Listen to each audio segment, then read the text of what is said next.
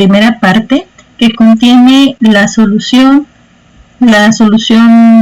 de los ejercicios 1 a 6 de la evaluación diagnóstica aplicada a los grupos de ecuaciones diferenciales y física de las carreras Ingeniería Bioquímica e Ingeniería Industrial, respectivamente.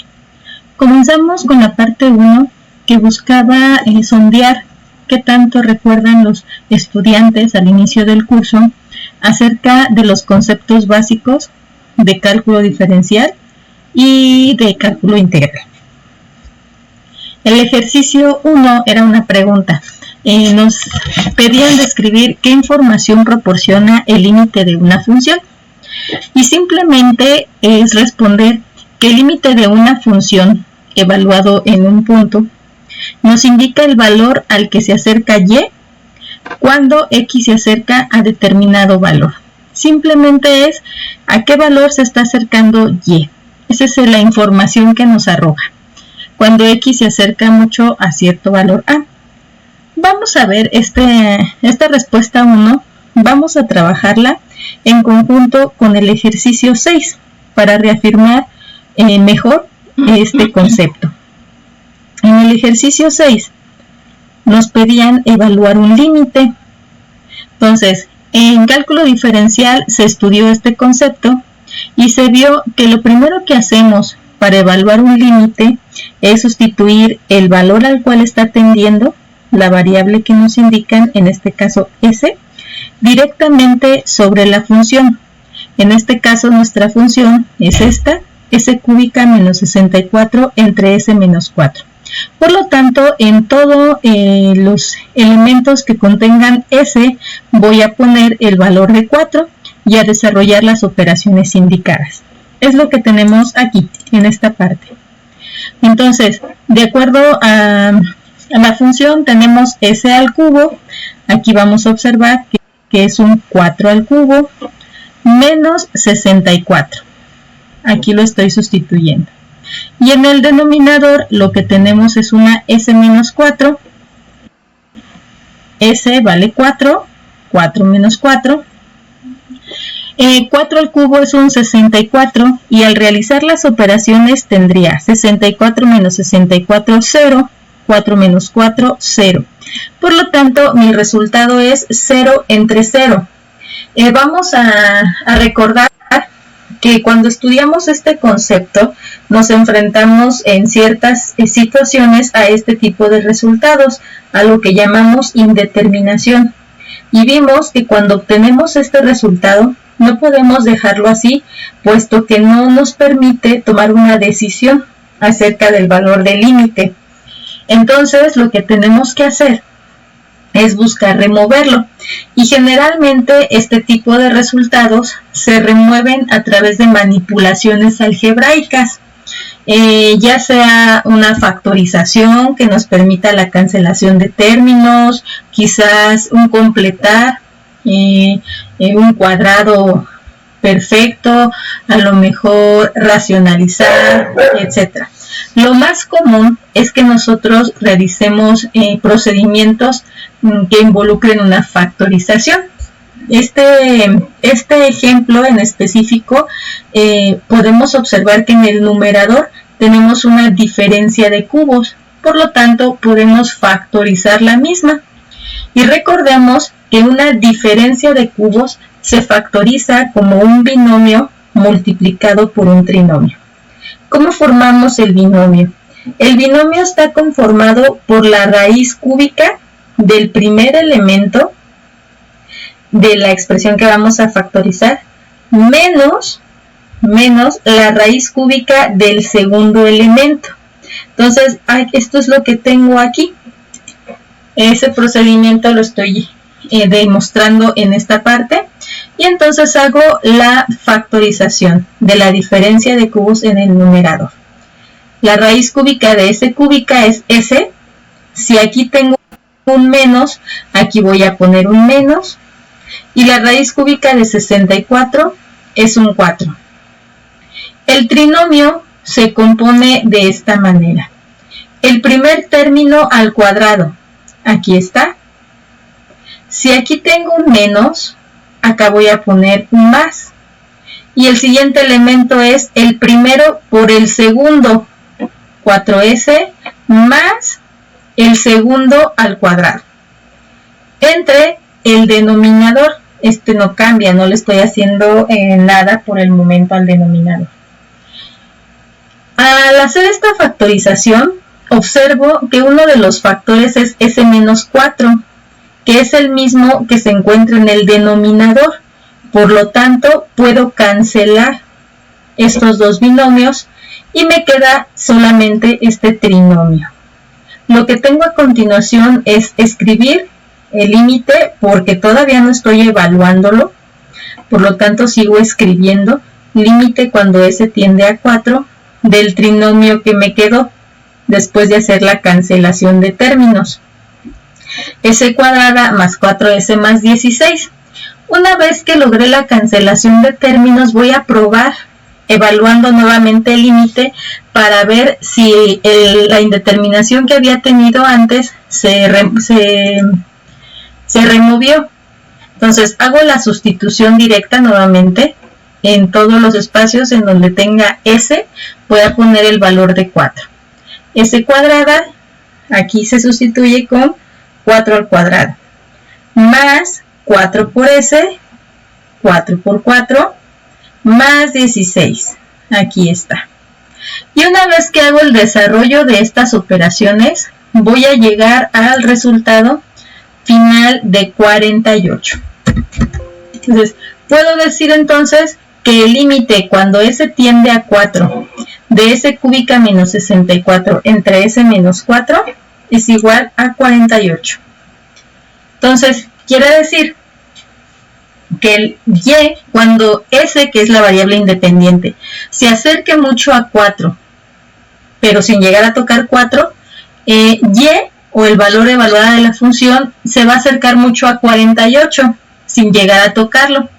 En este punto me gustaría hacer una graficación de esta función para que ustedes visualizaran mejor este ejercicio y afianzaran este concepto. Voy a utilizar el graficador GeoGebra en este caso y voy a graficar esta forma: s cúbica menos 64 entre s menos 4. Nada más que aquí en GeoGebra lo voy a introducir en términos de x para generar la gráfica. Vamos a esperar a que cargue un poquito. Y entonces aquí voy a graficar.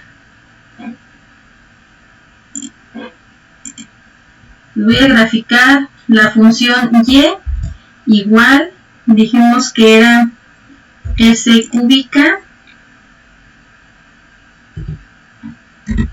menos 64 y todo eso entre, vamos a poner paréntesis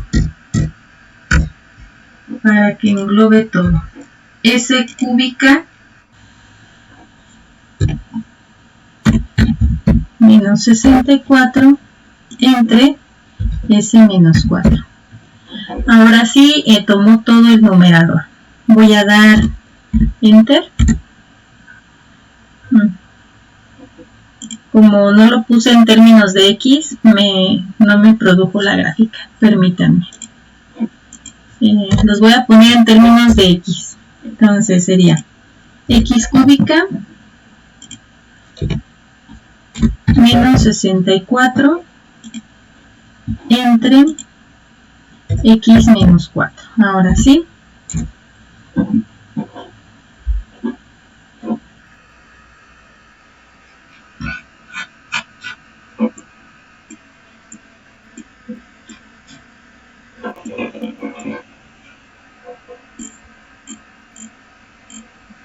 Voy a mover la gráfica para que se vea.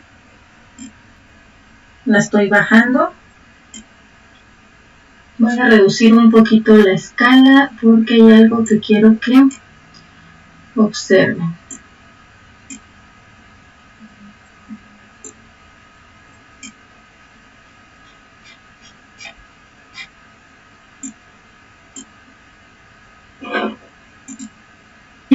Aquí está, ya apareció. Quiero que observen que esta gráfica tiene la forma de una parábola que abre hacia arriba, con una característica especial. El software en este punto me está marcando un circulito. Recuerden que cuando nosotros graficamos tenemos también simbología para denotar algunas características de las funciones. En el caso de valores que no se tocan, que no son tocados por la función, yo los voy a representar de manera gráfica como circulitos sin rellenar. Cuando yo en una gráfica vea esa simbología, voy a entender que ese es un punto que la función no está tocando, porque si la llega a tocar, algo sucede. Entonces, si ustedes observan, déjenme agrandar un poco más aquí está, la escala. Entonces, vean, cada cuadrito representa la unidad. Déjenme bajar un poco el brillo para ver si se ve mejor. Aquí está. Cada cuadrito representa una unidad. Entonces, si este es el 5, ese circulito está en el valor de x igual a 4, que es precisamente el punto en el cual estoy evaluando ese límite. ¿Qué pasa con el valor de y? Entonces, cada cuadrito es una unidad. Este es el valor de 45, que valdría 46, 47, 48. Entonces, quiere decir que este punto que no está tocando la función tiene las coordenadas de 4,48. Y se observan cuando x se acerca a ese valor por la izquierda, o sea, valores a la izquierda de 4, el valor de y va subiendo, acercándose a 48, pero no llega a tocarlo. Valores por la derecha de 4 son estos. Entonces, bajo un poco más la función. Si se fijan, va tomando valores grandes, va decreciendo y se va acercando cada vez más a 48. Si x se acerca más a 4, pero no llega a tocar el 4 y por lo tanto y no llega a tocar el valor de 48. Entonces, esta es otra forma en que ustedes pueden visualizar ese trabajo que nosotros hicimos para evaluar este límite de manera matemática. Aquí lo puedo ver evaluado de manera gráfica. Acuérdense que en cálculo diferencial también estudiaron las condiciones para que el límite existiera. Yo digo que un límite existe y que es igual a un valor L si primero que nada existe por la izquierda. Aquí estoy viendo que existe por la izquierda y tiene o tiende a un valor de 48. Si existe por la derecha, existe y tiende a 48. Y si estos dos límites son iguales, entonces yo veo que por la derecha tiende a 48, por la izquierda tiende a 48, por lo tanto el límite de la función existe y es igual a 48, que es lo que pudimos calcular aquí de manera matemática. Entonces, espero que con esta demostración quede un poco más claro el concepto de límite. Generalmente esta herramienta la utilizamos cuando queremos precisamente estudiar qué le pasa a la función en ciertos valores, pero sin llegar a tocarlos, porque quizás cuando los toca pasa algo, la función deja de existir o la función se dispara a valores muy grandes. No nos deja visualizar qué es lo que está pasando con la función en valores previos o posteriores a cierto punto. Lo mismo también el límite me permite analizar una función en valores muy grandes, como son que tiendan al infinito, que x tiende al infinito. Entonces, como no es posible sustituir directamente ese valor de infinito en nuestra función, pues utilizamos esta herramienta o este concepto de límite. Bien, muchachos, entonces ya vimos lo que es el ejercicio 1, el ejercicio 6. Vamos a regresar al ejercicio 2 o a la pregunta 2, que nos pedía explicar el concepto de derivada visto desde 3 puntos, como el de la forma geométrica, la definición matemática y finalmente que explicáramos la derivada como razones de cambio. ¿Por qué se dice que una derivada es una razón de cambio? Entonces, cuando tomaron la materia de cálculo diferencial y empezaron a adentrarse en este concepto de la pendiente, lo primero que hicieron fue analizarlo de manera gráfica a través de una función.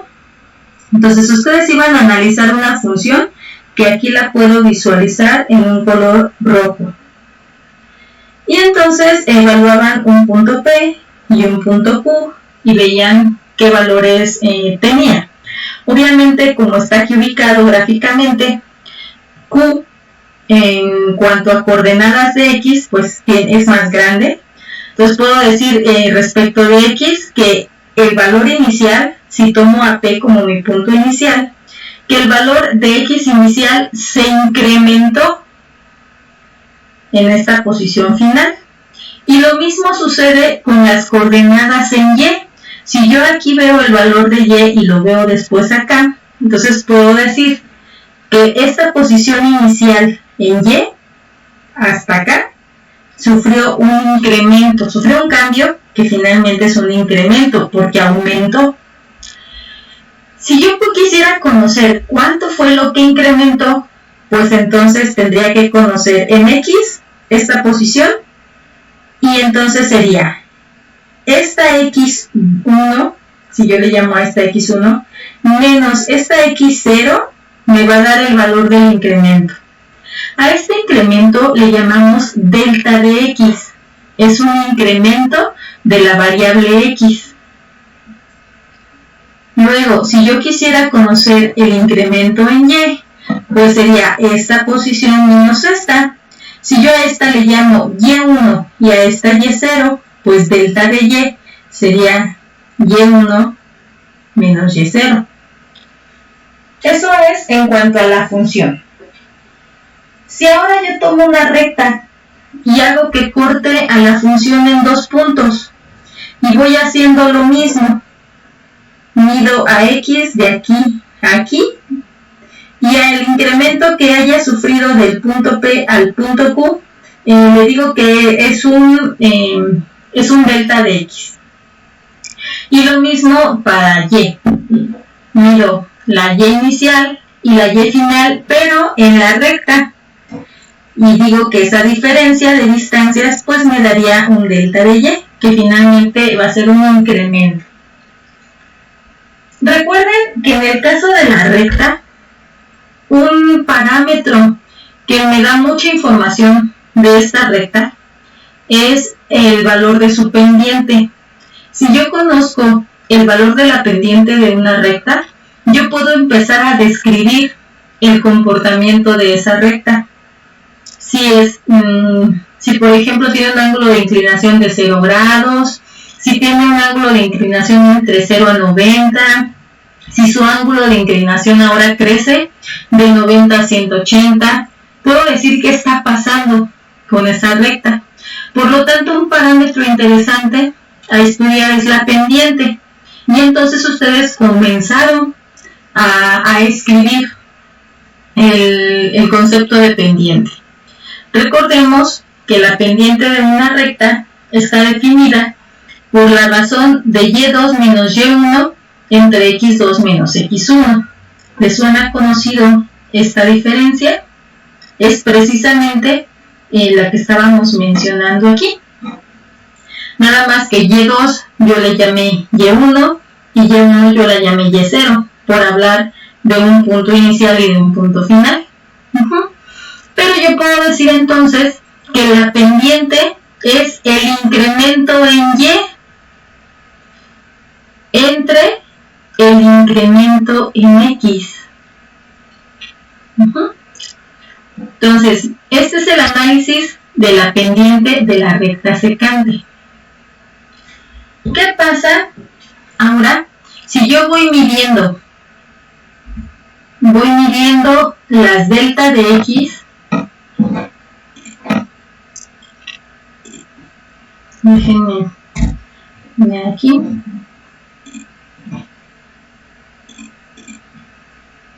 Voy midiendo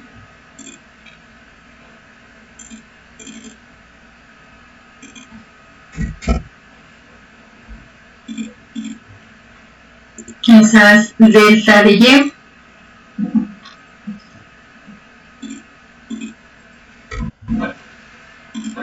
Y las delta de X.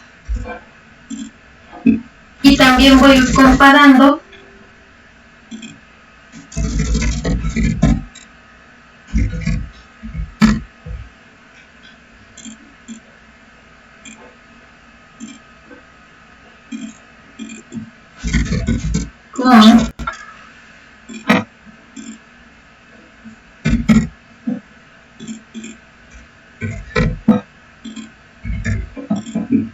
con incremento en Y entre el incremento de X, pero este es sobre la recta tangente.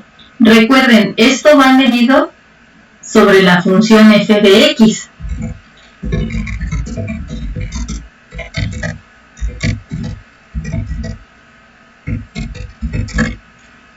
Y este está medido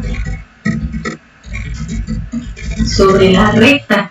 En este caso, ahorita es la recta secante. ¿Qué pasa? Si yo voy observando esos delta de Y y delta de X, voy a ir viendo que no es tan cercano. Hago una comparación de este y estos valores y voy viendo que entre más alejados estén los puntos, vean, si ubican por ejemplo un punto aquí en Y y un punto en la función, bueno, acá para que podamos hacer esta comparación, si el punto Q lo ubican por aquí estaríamos hablando de un dy, y aquí este mismo estaríamos hablando de un delta de Y. Esos valores están alejados, si pueden observar. Sin embargo, si lo acercan cada vez más, van a ir observando que el delta de Y, acuérdense que el delta de Y es el que se mide en la función y el de Y es el que se mide en la recta, van a ir observando que entre más cercano esté ese punto Q a P, estos valores se van acercando cada vez más, de tal forma que si Q llegara a estar muy cercano a P, pero muy cercano, esas diferencias entre los valores de delta de Y y de Y serían muy pequeñas, casi cero. Pues podríamos decir que delta de Y se aproxima mucho a de Y. Entonces, ¿qué herramienta matemática me permite evaluar un valor de Y acercándome mucho a un valor de X, pero sin llegar a tocarlo? ¿Y por qué me interesa que Q y P no se lleguen a tocar? Por el concepto de la pendiente. Regresamos aquí. La pendiente está definida como una Y2 menos Y1 entre X2 menos X1. ¿Qué pasaría si Q llega a estar exactamente sobre P? Pues pasaría que las coordenadas se igualan. Entonces aquí, al X2 ser igual a X1, esta resta va a originar un 0 en el denominador. Acuérdense que yo no puedo tener ceros en el denominador. Entonces, me tengo que acercar mucho este valor, este punto Q a P, pero sin que llegue a estar exactamente sobre P. ¿Qué herramienta matemática me permite acercarme de esta forma sin que llegue a tocarlo? Regresamos a el concepto de límite. Y de aquí entonces empiezan ustedes a escribir. Si el punto Q llega a ubicarse casi en el mismo punto que P, podemos hablar entonces que la recta secante, que es una recta inicial con la cual yo empecé, deja de ser secante y se convierte ahora en una recta tangente, porque cortaría en uno y solo un punto a la función. Entonces ahora ya no hablo de una recta secante, hablo de una recta tangente. Pero para que sea recta tangente yo tengo que asegurar que suceda esto, que h, aquí h la están tomando como el delta de x, que h se aproxime a 0. Y entonces puedo evaluar. Esto es la pendiente, miren, x más h, pues es x más delta de x, que sería x2. Y la función evaluada en x2 me va a ocasionar una y2, menos la función evaluada en x me da el valor de y1. Entonces, en realidad lo que yo tengo aquí es y2 menos y1. H sería x2 menos x1. Entonces, aquí tengo esta parte. Esto es la pendiente. Y como me estoy haciendo que h, que el delta de x, tienda a 0, entonces no puedo evaluarlo directamente y tengo que utilizar el límite. Y cuando ustedes llegaron a esto, llegaron a la definición de derivada, la definición matemática. Entonces, geométricamente, la pendiente geométricamente la derivada es la pendiente de la recta tangente. Matemáticamente, la derivada se define así, como el límite cuando h tiende a 0 de f de x más h menos f de x entre h. Y como razón de cambio, tenemos que retomar esto que escribimos acá, esta comparación que íbamos haciendo, y decir, bueno, si yo tengo esta división, que finalmente era la pendiente, ¿se acuerdan? Si yo tengo esta división, tengo entonces que recordar que en matemáticas la palabra razón hace alusión a la operación aritmética básica de división. Razón de cambios. ¿Qué es lo que tienen aquí arriba? Y2 menos Y1 me va a dar este delta de Y. Este cambio que sufre el término de Y inicial. ¿Qué es lo que tengo aquí abajo? X2 menos X1, que finalmente es este valor menos este, que me estaría dando el cambio que sufre la variable X. Y como se están dividiendo, entonces digo que esto es una razón, una división de cambios.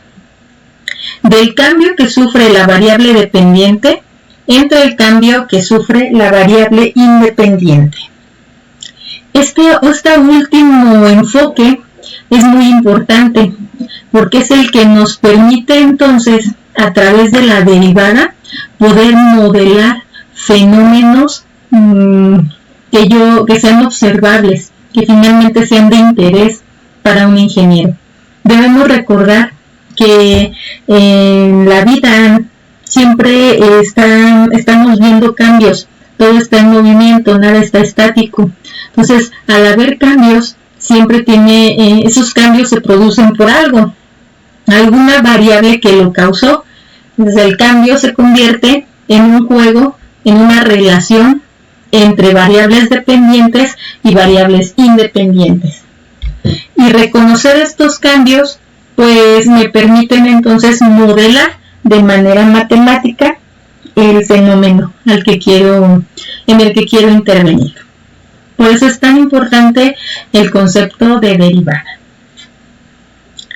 Bueno, espero que hasta ahorita no tengan dudas, y si tienen dudas, por favor, váyanlas anotando en sus apuntes.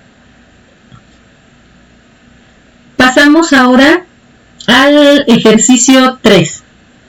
Hablar de lo que se obtiene al momento de realizar una integral indefinida. Vamos a explicar en términos propios el concepto de integral indefinida. Este concepto ustedes lo vieron en su materia de cálculo integral.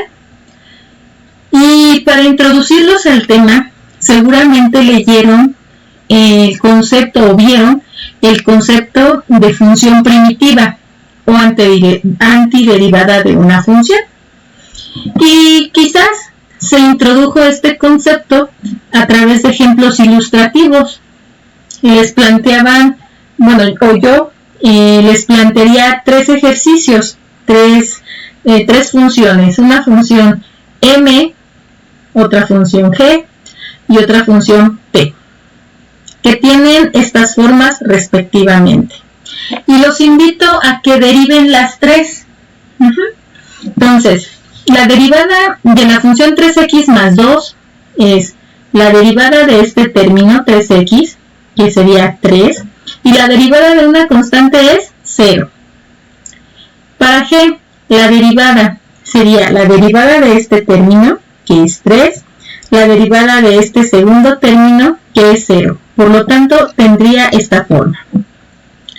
Por último, la derivada de p sería la derivada de este término, que es 3, más la derivada de este, que es 0. Finalmente, h', pues sería 3. Y si ustedes hacen un comparativo entre estas 3 derivadas, se van a dar cuenta que el valor obtenido es el mismo. Quiere decir que para la función f de x igual a 3x más cualquier constante, tome el valor que tome aquí, si yo derivo, voy a llegar a la misma forma. No importa que aquí tome el valor de 1000, de 1.000.000, de menos 1.000.000, finalmente serán valores que son constantes y al ser derivados, pues será 0. Entonces, de manera general, yo puedo decir que cualquier función que tenga la forma de 3x más alguna constante, su derivada va a ser siempre 3. Por lo tanto, yo la puedo conocer como la antiderivada o la función primitiva, porque digamos que es la función original a partir de la cual yo derivo y llego a una función de forma 3. Entonces yo diría que la función f de x igual a 3x más c es la antiderivada, o aquí le voy a poner, o función primitiva de la función f de x igual a 3. Entonces, primero tuvieron que haber entendido este concepto de antiderivada o función primitiva para entonces después ver que este proceso que yo sigo para llegar a conocer la antiderivada o la función primitiva es un proceso de antiderivación o bien de integración. ¿Cómo se simboliza esa operación? Con este símbolo, es como una S alargada. Entonces, este es el símbolo de la operación antiderivación, o en palabras simples, es de la integral indefinida de una función. Y el proceso, pues, me va a llevar a conocer la función primitiva o antiderivada de dicha función. Entonces, como habíamos dicho, que en general cualquier función que tenga la forma de 3x más c va a ser una antiderivada de la función igual a 3. Entonces, aquí tenemos que dejar bien en claro que el resultado de antiderivar es una familia de curvas. ¿Por qué es una familia de curvas? Porque depende qué valor tome c. C es una constante y puede tener valores de menos infinito a más infinito. Es decir, cualquier número real puede ser c. Por lo tanto, la cantidad de funciones, si yo por ejemplo aquí le doy el valor de c de 1, tendría 3x más 1 y es una función. Si yo a c ahora le doy el valor de menos 1, tendría 3x menos 1 y es otra función. Ustedes pueden ir graficando. Igual en GeoGebra, miren.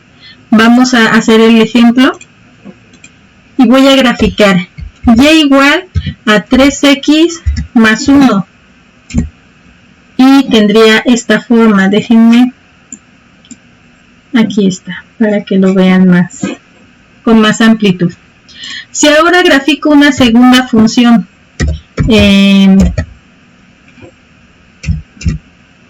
3x más 15, aquí la pueden visualizar, está en color amarillo, en anaranjado, perdón. Si ahora grafico 3x menos 100, vean, me produce ahora esta recta en color azul. Si ahora grafico 3x menos 1000,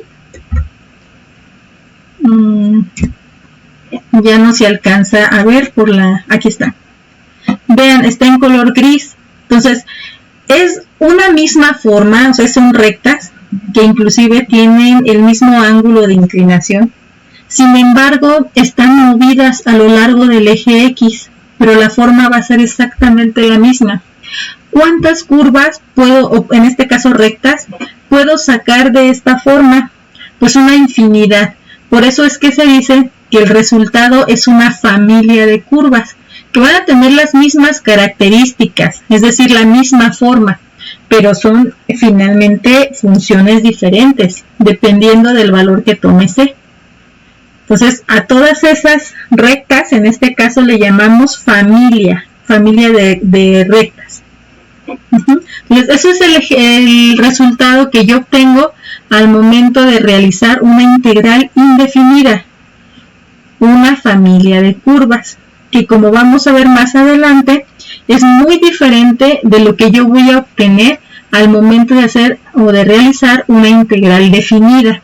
En los ejercicios posteriores vamos a ver qué significa obtener una integral definida. Bien, entonces hasta aquí